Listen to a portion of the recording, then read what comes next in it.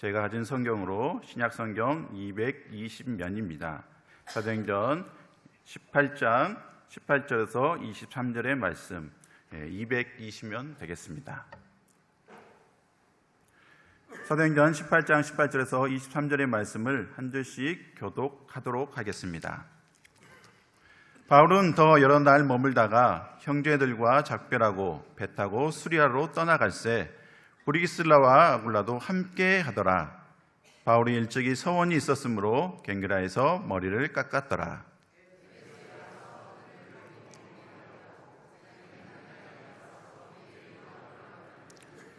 여러 사람이 더 오래 있기를 청하되 허락하지 아니하고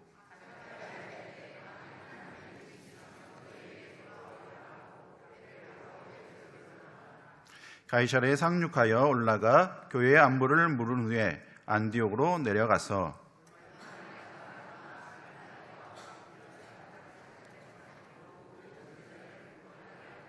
아멘.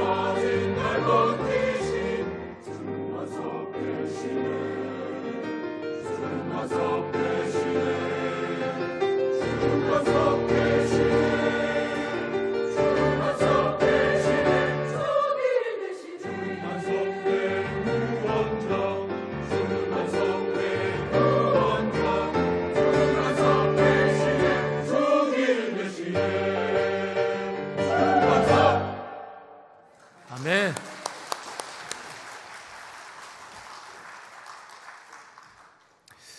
너무 은혜스럽죠? 네.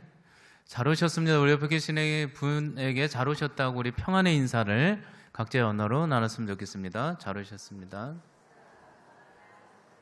네. 새 가족분이 오늘 두 분 오셨는데요. 두 번이나 일어나가지고, 그렇죠? 다시 한번 박수 한번 해주셔요. 너무 수고하셨어요. 하나님께서 더 많이 기도해 드리고 또 우리가 더 기억하라고 하나님께서 그렇게 하신 줄 저는 그렇게 받아들이고 믿습니다. 더 섬겼으면 좋겠습니다. 새생명 축제가 이제 몇 주 후에 시작을 하죠. 3월 15일 선포식이 있고요. 4월 말에 또 우리가 전도 축제가 있는데요. 누군가에게 가장 좋은 선물은 예수님을 그 마음에 심기는 거죠.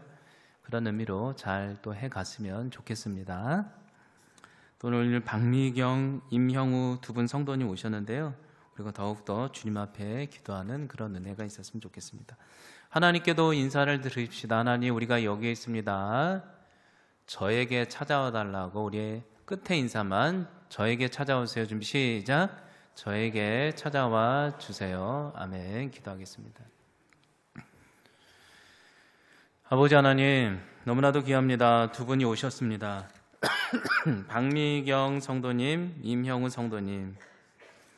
우리는 한계가 있는 존재이기에 두 분의 인생이 어떤 여정이 있었는지 전혀 알 수 없으나 주님은 완전하시게 이곳에 와서 같이 가족으로, 믿음의 가족으로, 그리고 같이 신앙생활하기를 원하셔서 만나게 해주셨는데요. 그 인생 여정이 하나님 다시 한번 만나게 해주신 이 만남을 통하여서 두 분 마음 가운데 주님 크게 위로하여 주시고 우리도 잘 섬기며 기도하며 우리가 함께 나가게 하여 주시고 우리 두 분 인생 여정 중에서도 예수님 만나서 더 기쁜 일들이 가득하게 하여 주시옵소서. 또 오늘 말씀 중에 말씀을 듣습니다. 심령이 상한 영혼들이 있습니까? 주여 이 말씀을 통해 회복되게 하여 주셔서 하나님의 힘대로 멋지게 살아내는 우리 동성애 식구들이 되게 하여 주시옵소서. 예수님의 이름으로 기도하옵나이다. 아멘. 자강불식이라는 단어가 있습니다. 이 말의 뜻은 야생마가 지쳐 있었음에도 다시 한번 스스로 강하게 하여 자신의 가야 할 길 방향대로 앞으로 멋지게 나가는 것을 자강불식이라고 한다고 합니다. 제가 이 단어를 소개한 이유는 우리는 어쩌면 어느 때는요, 자강불식이라는 단어처럼 무너짐을 경험하고 어려운 풍파 속에서도 어쩌면 스스로를 강하게 하여 주님이 인도하시는 길대로 나아가야 할 인생의 숙제가 있기 때문일런지도 모르겠습니다. 주님의 뜻대로 살고 싶으시죠? 아무리 지쳐도. 여러분, 그렇다면 과연 우리는 어떻게 해야 이런 어려운 인생의 상황 속에서도 스스로를 강하게 하여 독수리가 창공을 치고 올라가는 것처럼 주님의 뜻대로만 나아갈 수 있을까? 지쳐있는 내 몸 가운데 어떠한 신앙의 원동력을 붙들어가야 이렇게 살아낼 수 있을까? 오늘 말씀을 보겠습니다. 계속해서 살펴보았다 사도 바울은 고린도 지역에서 사역하고 있었어요. 그가 처음 도착했던 이 고린도는 절망의 땅이었고 그의 마음도 무너져 내렸었죠. 하지만 그는 다시 한번 하나님의 함께 하심을 믿고 1년 6개월 동안 사역했더니 놀랍게도 그곳에 고린도 공동체라는 매우 큰 교회가 세워졌습니다. 아, 이제 결실이 있나 보다. 인생이 어쩌면 행복할 수도 있지 않을까? 라고 생각하지 않았을까요?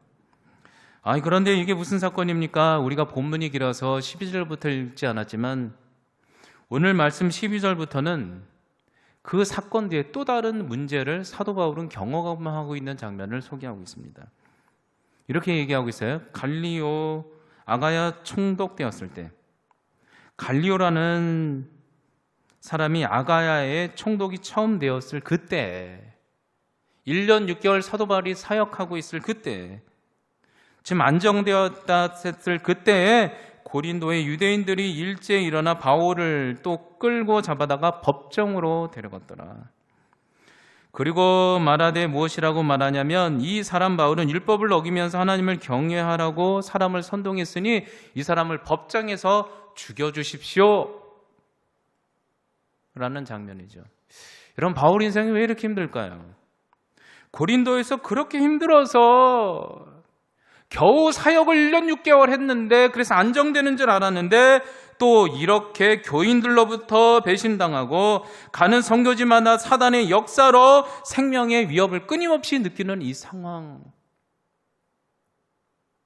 인간적으로 생각하면 사도 바울이 살고 싶었을까? 죽고 싶었을까? 여러분, 그런데 놀랍게도요, 오늘 본문 전체적인 스토리를 보면 그 내용이에요. 오늘 사도 바울은 이러한 스토리 가운데서도 다시 한번 야생마처럼 스스로를 강하게 세워 주님이 인도하시는 길대로 나는 나아갈 거야 결정하는 장면이 오늘 본문에 대한 내용이에요. 여러분들 인생은 살만하십니까? 죽을 것 같습니까?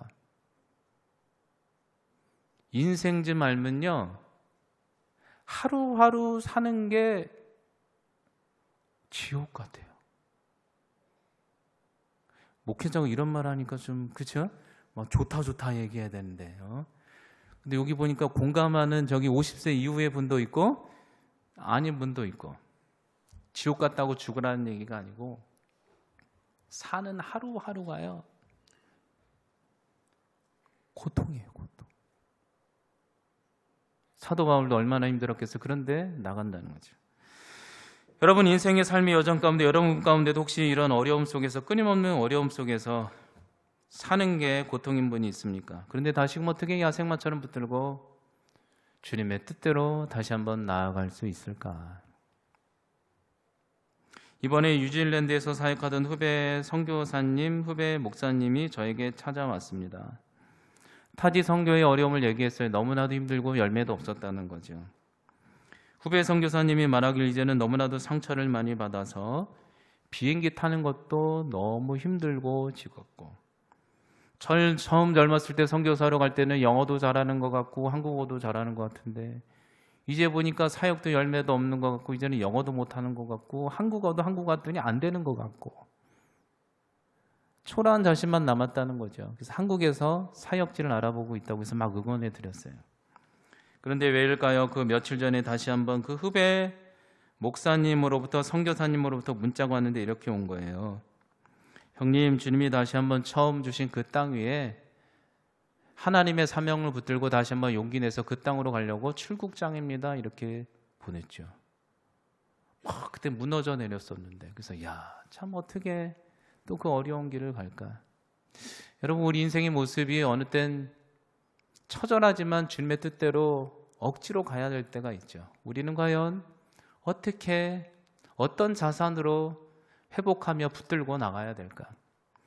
오늘 사도 바울 봅시다. 오늘 사도 바울 상황도 지친 마음이죠. 그러나 스스로 지친 마음을 강하게 하며 주님의 뜻대로 가겠다고 결정하는 장면이 오늘 본문에 대한 장면이에요. 2차전도 3차전도 사이에서요 쉬지 않고 바로 가요. 그런 막 거추장스러운 거 없잖아요. 막 교회 보고하고 이거 없어요. 그냥 바로 가요. 이렇게 지쳤는데. 여러분 이렇게 지쳐있을 때 사도 바울이 먼저 한 게 뭐예요? 이렇게 얘기하고 있어요. 이렇게 얘기하고 있는 장면 18절에 바울이 더 여러 날 머물다가 형제들과 작별하고 또 배 타고 시리아로 떠나갈새 브리스와 아굴라와 함께 하더라. 바울이 일찍이 서원이 있으므로 갱그리아에서 머리를 깎고 마음을 새롭게 하고 출발했다. 여러분 보십시오. 오늘 바울은 무너진 마음 가운데 연속된 환경 속에서도 다시금 용기를 내기 위해서 머리를 깎으며 자신의 과거를 돌아보며 자신이 일찍이 서원했던 내용과 주님을 전인격적으로 믿음의 기적으로 만났던 체험, 그분의 사랑의 체험을 기억하면서 다시 한번 떠올려보면서 힘을 내어 이제도 하나님이 인도하시는 길대로 가겠다고 그가 결정했다는 장면입니다. 서원의 그때를 생각해 봤다는 거죠. 머리를 깎으며. 여러분 이런 말이 있습니다. 여성이 미용실 가서 머리를 깎거나 파마를 하면 아주 깊은 뜻이 있다는 거예요. 맞습니까? 간혹가다 성도님들이 저한테 찾아와서 얘기하는 경우가 있어요. 목사님 머리가 바뀌었는데 뭐 알아보실 수 있냐고. 근데 제가 봤을 땐 똑같아요. 물어봤을 때 뭔가 깊은 뜻이 있겠죠.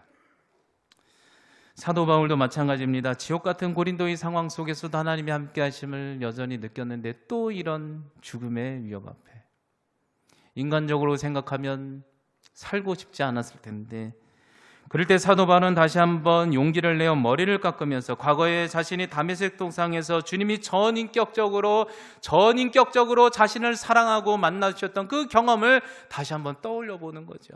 내가 죽으려고 했고 살 소망이 없고 그래서 다른 사람을 죽였는데 주님이 나를 만나주셨다. 사랑으로 기적으로 빛으로 찾으셨다. 그때 내가 뭘 결정했어? 정확한 서원한 내용은 성경에 나오지 않지만 주여 이제는 내가 세상의 방식이 아니라 하나님의 방식대로만 살겠습니다 라고 서원하고 그때부터 사도 바울이 완전히 바뀌어 다른 인생을 살죠. 그때 너무 지쳤을 때 그 전인격적으로 예수님을 만났던 그 기적과 사랑의 때를 기억해 보며 힘을 얻었다는 거죠.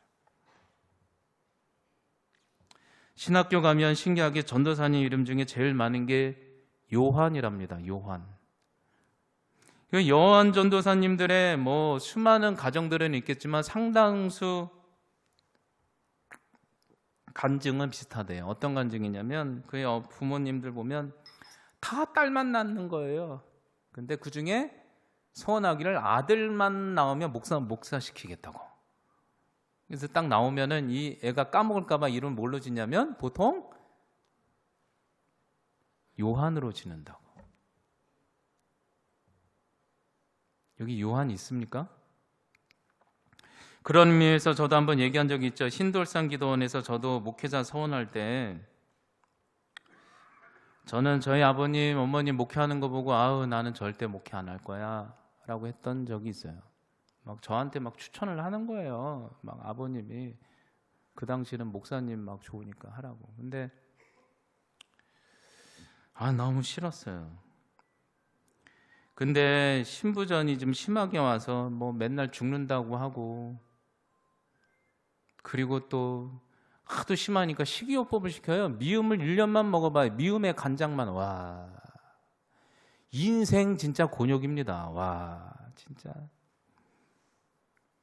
다 죽는다고 그러고 하니까 신돌산 기도원 가서 기도하면 산다고 하길래 갔는데 그날따라 얘기했죠. 동생 시판에 치킨이랑 김치가 올라왔는데 얼마나 약오르던지. 화가 나서 어차피 죽을 거 믿져도 본전이다 싶어서 바로 그냥 그 흰돌산 기도원에 그 초등학교 5학년짜리가 기도하기를 뭐라고 기도하냐면 막 울면서 하나님 제가 제 병이 혹이나 나와서 치킨이랑 김치 먹고 결혼만 하면 목사 한다고 제가 그냥.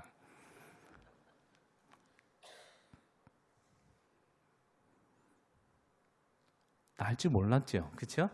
나가지고 막 이제 참 신기한 것은요. 그래 목회하다 보면 힘들 때도 있고 회피하고 싶을 때가 있죠. 그러면요 신기한 게요. 누가 꼭 뭘 사주냐면 치킨을 사줘요. 그러면 딱 떠올려 보면서 그 생각이 딱 떠올라요. 아 진짜 이거 뭐 지금 이건 아무것도 아니지만 야 치킨도 먹고 결혼도 했으면 본전 이상 했는데 그때도 역사하신 하나님이 지금도 역사하실 거야. 그 마음으로 힘을 내며 또 이 길을 가는 거죠. 여러분 인생 가운데 너무 지쳐 있습니까? 고됩니까? 근데 사단은 날마다 현상을 보기 위해서 우리를 속여요. 그럴 때 한번 과거를 한번 생각해 보세요. 하나님 나를 얼마나 사랑했는지, 어떤 기적으로 나를 베풀어 주시고 인도했는지, 미용실에 가서 머리를 깎으면서 생각하면서 회복하면서 다시 한번 용기를 내시고 여러분의 인생의 여정을 다시 한번 멋지게 달려가시는 여러분들이 되었으면 좋겠습니다. 이번 주에 다 머리 다 깎으러 가시면 아주 그냥. 그렇다면요, 아주 중요한 질문입니다. 그렇다면요, 지금까지 사도 바울이 전인격적으로 만났던 그 기억을 회상했던 내용을 우리가 이렇게 소개했는데 전인격적으로 만난 분들의 공통점이기도 한데 그렇다면 오늘 바울은 이제는 어떻게 이러한 어려운 환경 속에서도 다시금 스스로를 강하게 하여 주님의 인도하시는 길대로만 나아가겠다고 했던 이제 이 인생의 발걸음의 원동력의 단어는 무엇일까요? 단어는 무엇일까? 예수님을 만났는데 그에게 힘을 주었던 단어. 우리도 어쩌면 사도 바울처럼 어려운 환경 속에서 우리가 스스로 강하게 하고 주님의 뜻대로 나가길 원하는데 우리는 어떤 단어를 붙들어야 되는가?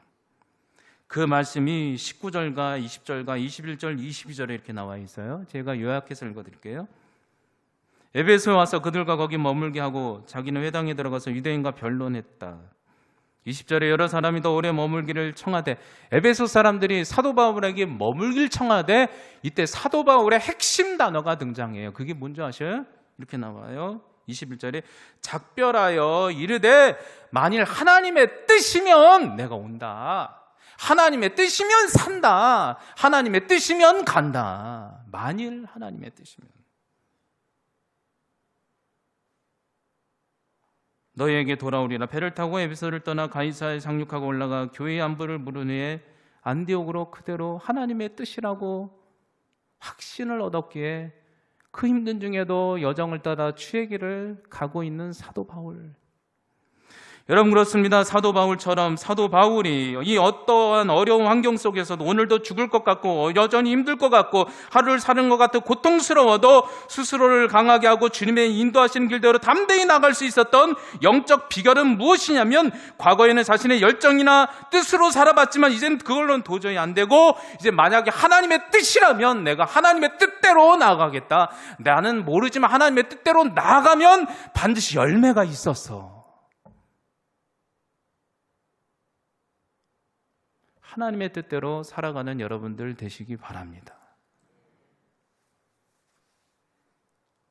주님을 전인격적으로 경험한 분들은요, 삶의 방식이 바뀌어요.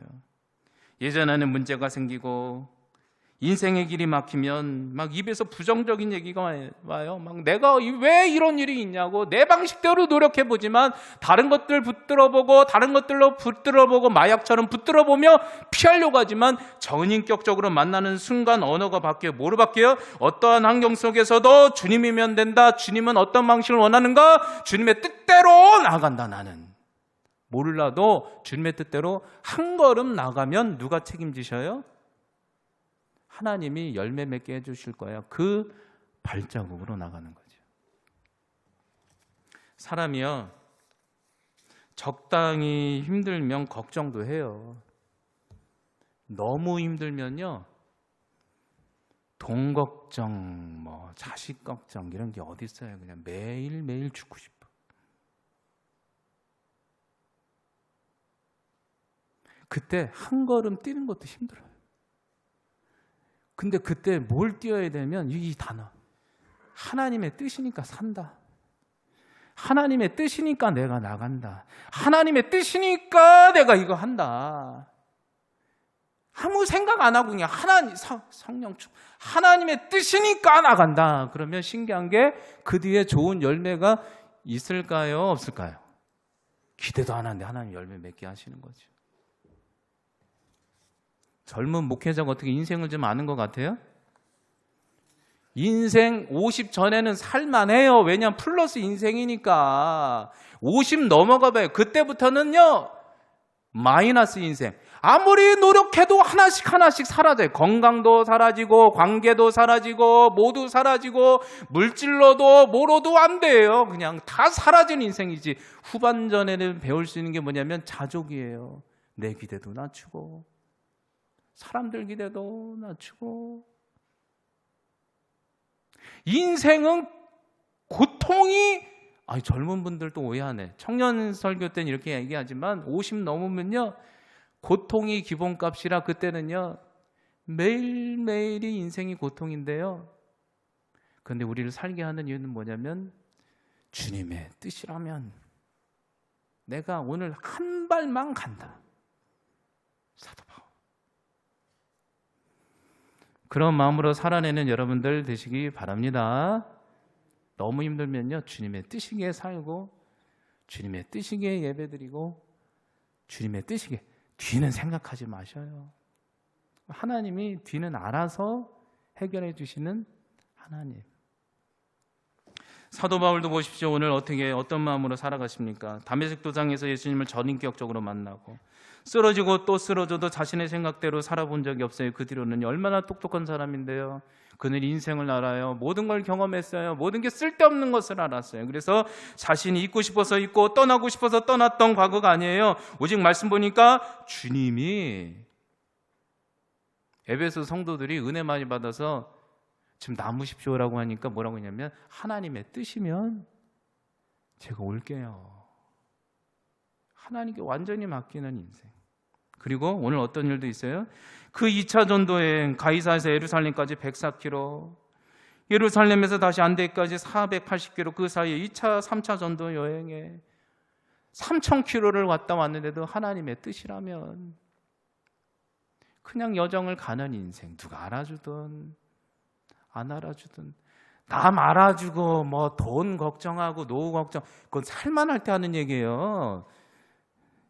사람 힘들면요, 그냥 하루하루 사는 게 고통이에요. 근데 50 이후로는요, 고통과 친해지는 게 지혜입니다.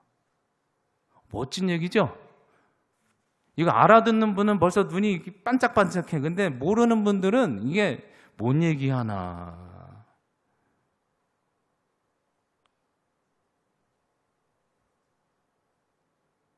주님의 뜻이라면. 대천적 신부님의 유명한 일화도 있죠. 대천적 신부님이 자신은 가르치는 은사가 있었다고 합니다. 주님은 수년 동안 그런데 자신에게 가르치는 은사가 아니라 목양만 시켰다고 합니다. 신부님이 너무 힘들고 마음이 어려워서 하나님께 기도했대요. 주님, 제 은사는요, 가르치는 거라, 가르치는 것 좀 하게 해주세요, 제 뜻대로. 그랬더니 하나님이 절대 안 시켰대요.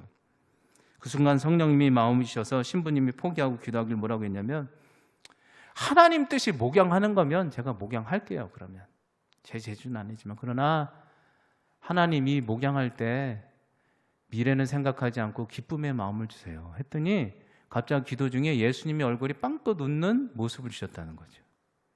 근데 놀라운 것은요, 오랫동안 그렇게 목양 사역을 했는데 시간이 지나서 보니까 하나님이 대천덕 신부님을 한국 땅으로 이렇게 인도한 거예요. 그리고 성공의 신학교를 세우게 하시고 비로소 학생들을 늦은 나이에 가르치게 하는데 그때 깨달았다는 거죠. 아, 내가 목양을 하지 않았다면 이 아이들에게, 이 전도사님들에게 정말 지식만 전달했겠구나. 하나님이 사람을 사랑하는 방법, 신앙을 가르치는 방법, 제자하는 방법을 하라고 나에게 그런 내가 원하지 않는 뜻대로 나를 인도하셨구나, 그런 간증을 들은 적이 있습니다. 여러분 인생 중에 지금 너무나도 힘드니까 바울처럼 그럴 때 처음 신앙을 기억해 보시고 이제는 한 단어로 살아가세요. 내 생각이 아니라 누구의 뜻대로? 하나님의 뜻대로. 그러면요, 그 결과는 하나님이 책임져 주시리라 믿습니다. 그런데 높아심에서 하나 더 공부하자면요, 하나님의 뜻이면 하나님의 음성 듣기이지 않습니까? 근데 하나님의 뜻과 사람의 뜻을 구별하는 건 매우 중요해요. 왜냐하면 하나님의 뜻은요, 매우 철학적이고 고상하고 영적인 단어지만 잘못하면 하나님의 뜻을, 하나님의 음성 듣기를 매우 신비주의적으로 듣기 시작하면 인생, 가정 다 망쳐요. 기도를 저는 3시간, 4시간, 5시간 하는 걸 너무너무 좋아하지만 내가 철학도 없이 그렇게 받아들이다 보면 매우 신비주의적으로 되면 하나님의 뜻이라고 주변을 망치는 경우가 있죠. 그래서 구별하는 법, 하나님의 뜻인지 사람의 뜻인지 그것에 대해서 우리가 구별하는 법을 좀 알았으면 좋겠어요. 건전한 신앙을 위해서. 근데 어려운 건 아니에요. 핵심 단어가 이거예요. 마태복음 16장 24절. 이에 예수께서 제자들에게 이르시되 나의 길 나의 방식을 너희가 따라오려거든 내 길은 자기를 부인하는 길이어야 되고 자기 십자가를 지고 나를 따를 것이니라. 그러면 열매를 풍성히 주시리라. 여러분, 하나님의 뜻과 사람의 뜻, 하나님의 음성과 사람의 음성 구별하는 방법. 로렌 커밍은 목사님에 보면 하나님 정말 당신이십니까? 라는 책에 보면 크게 4가지를 우리가 고려해서 하나님의 뜻을 살피며 걸어가야 된다고 해요. 그 첫 번째가 무엇이냐면 유익이에요. 자기 유익인지 하나님의 유익인지. 오늘 사도 바울을 보십시오. 자기의 유익을 구한 적이 한 번도 없었죠. 누구의 유익을 구했어요? 힘들더라도 하나님 아버지의 유익을 구했죠. 또 두 번째는 뭐였어요? 세상적 평안이 있는지 하늘의 평안이 있는지. 오늘 사도 바울은 한 번도 세상의 평안을 구한 적이 없었어요. 쉬지도 못했고요. 오늘도 3차 전도 여행을 갔죠. 가는 곳마다 박해가 있지만 하늘의 평강을 위해서 달려갔죠. 세 번째는 뭐가 있어요? 믿음의 놀라운 열매와 증거가 있어야 됐죠. 오늘 사도 바울이 걸어간 그 여정에는 박해도 있었지만 놀랍게 주님이 주시는, 세상이 아니라 주님이 주시는 평안이 있었고요. 더 놀라운 것은 그 뒤에는요, 기대도 하지 않았는데 믿음의 열매와 증거가 가득했음을 소개하고 있죠. 그리고 네 번째로 사도 바울에게는 늘 하나님의 말씀의 기초, 건전한 말씀의 기초로 주의 음성을 듣고 하나님의 뜻대로 살아가려고 몸부림쳤죠. 여러분들도 오늘 하루하루 살아갈 때 하나님의 뜻대로 그 발걸음을 인도해가는 여러분들이 되었으면 좋겠습니다. 신비주의적으로 그냥 고통스러우니까 그냥 거기 함몰해 가지고 막 하나님 뜻이라고 막 그냥 음성이라고 그러지 마시고, 제가 예를 하나 들어드릴게요. 혹시 착각할까 봐 보세요. 이건 제가 경험한 실화예요. 전번에 있던 저랑 아주 친한 기도 많이 하는 권사님이 저에게 찾아왔어요. 그리고 뭐라고 얘기하냐면, 어느 날 이 권사님이 저에게 찾아와서 말하기를, 그 권사님이 저에게 얘기하기를, 어제 저녁에 자신의 고일된 딸을 위해 열심히 기도하다가 잠깐 졸았는데 성령님이 꿈으로 환상을 주셨는데, 그 환상의 내용이 뭐냐면 청년부 찬양 인도하는 전도사님과 자신의 고일된 딸이 결혼하는 환상을 주셨다는 거예요. 그리고 말하길, 저에게 찾아와서 말하길, 이게 분명히 하나님의 뜻이니 자신의 딸을 전도사님과 결혼시키려고 목사님이랑 친하니까 전화번호 내놓으라고 온 거죠. 주문 돼야 안 돼요? 이건 하나님의 뜻일까요? 사람의 뜻, 사람의 욕망일까요? 성경적 생각해 보세요. 부모가 자녀의 인생을 결정하길 하나님은 원하실까요? 안 원하실까요? 그봐요. 내 머릿속에 제잘제잘거리는 게 있다면, 하나님의 음성 뜻을 발견하는 성령 줄 땐 아주 깊이 생각해 봐야 된다는, 안 그러면 인생 다 힘들어지는 거예요.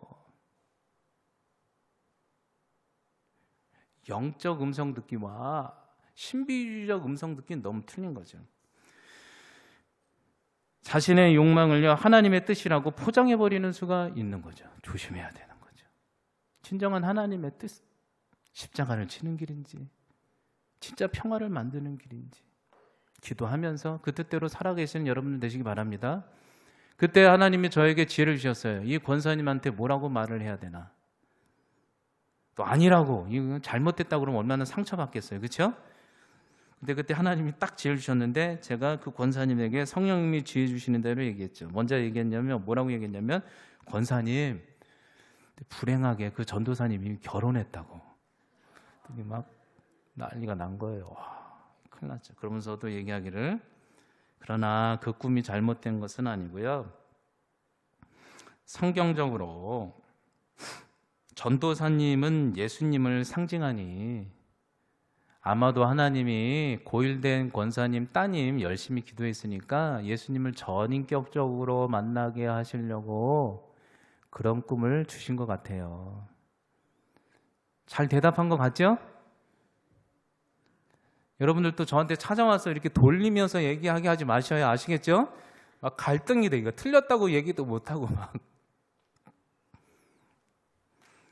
여러분, 그러나 결론은 뭐예요? 우리가요, 인생이 힘들 때 우리가 다시 그 길을 갈 수 있는 영적 자산은, 야, 예수님이 나에게 처음 만나셨지. 머리를 깎으면서 그분이 그때 역사했으니까 지금도 역사해 주실 거야. 그리고 또 그 이후로는 다는 내가 세상의 방식으로 살아봤는데 다 안 됐지. 이제 누구의 뜻대로? 하나님의 뜻대로 내가 살 거야. 다른 건 생각하지 않을 거야. 그분 통치자가 바른 길로 인도해 주실 거야. 열매 맺어 주실 거야. 그 마음으로 살아가는 여러분들 되시기 바랍니다. 마지막으로 한 가지 예만 제가 소개할게요. 토미 테니 목사님이 적으신 위대함에 이르는 하나님의 비밀이라는 책에서요, 공동저자인 데이빗 케이프 목사님의 이야기가 등장합니다. 이분의 얘기를 제가 소개해 드릴게요. 데이빗 케이프 목사님은 남아메리카 공화국 요하네스버그에 매우 큰 담임 목회를 하셨던 목사님이었습니다. 그런데 어느 날 한 번은 성령 하나님이 데이빗 케이프 목사님에게 기도 중에 나타나셔서 말씀하셨대요. 이렇게 얘기하셨대요. 너는 이제 그 큰 교회에 담임을 내려놓고 내가 인도하는 길로 가렴. 그런 음성을 주셨다는 거죠. 쟁쟁 들려서 처음에는 거부했지만 그것이 주님의 뜻이구나 싶어서 다시 기도했더니 하나님 말씀하시기를, 이제는 큰 대야를 하나 준비해서 그 큰 대야에 십자가를 붙이고 너는 내가 이끄는 대로 가서 발을 씻어주라고 하는 사람한테 발을 씻어줘 라고 얘기했다고 합니다.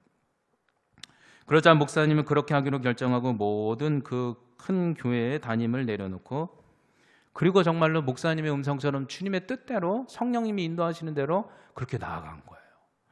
근데 그렇게 나아갈 때마다 갑자기 목사님이 이 사람을 만나고 기도하고 저 사람을 만나고 기도할 때면 갑자기 주님이 목사님에게 저 사람의 발을 씻겨줘라 라는 음성을 주시면 바로 그 자리에서 그 대화를 딱 앞에다 그 길거리에 만난 그 성도님일 수도 있고 아닐 수도 있죠. 딱 놓고 물을 따른 다음에 그분에게 무릎을 꿇고 그분의 발을 그냥 말없이 씻겨줬다고 해요. 주변에 보는 많은 사람들이 있는데 그럴 때마다 깜짝 놀랐다고 그래요. 그럼 목사님 말하기를 아닙니다. 제가 씻겨주는 것 같지만 주님이 말씀해 주셨기 때문에 섬기라고 해서 이렇게 씻겨주는 것입니다 라고 했다고 합니다. 그런 식으로 목사님은요 창녀의 발도 씻겨줬고 어느 때는 조직폭력배의 발도 씻겨줬고 어느 때는 본인 스스로가 시궁창에 빠져서 씻겨준 적도 있었고 어느 때는 대통령의 발도 씻겨주고 어느 때는 미국의 유명한 스타의 발도 씻겨주고 20년 동안 그렇게 사모님과 아이들이 무엇을 먹을까 무엇을 입을까는 주님께 전적으로 맡기고 그런 순종의 사역을 하셨다는 거죠. 그래서 오늘 그 목사님은요 그 책에서 간증하기를 자신의 인생을 돌아보니 자신이 담임 목회 사역을 할 때보다 그때도 열매가 있었지만 주님의 뜻대로 인도하심 받고 살아갈 때 더 많은 기적과 은혜를 주셨다는 간증의 내용을 들은 적이 있습니다. 여러분 오늘 바울도 삶에서 지쳐 있었죠. 그러나 스스로 강하게 하고 다시 한번 주님의 길대로 나아갔죠. 그 영적 자산은 무엇이었는가? 첫 신앙의 경험과 사랑을 떠올려 봤던 것. 그리고 하나님의 뜻이라면 하나님이 책임지시고 함께 하셔.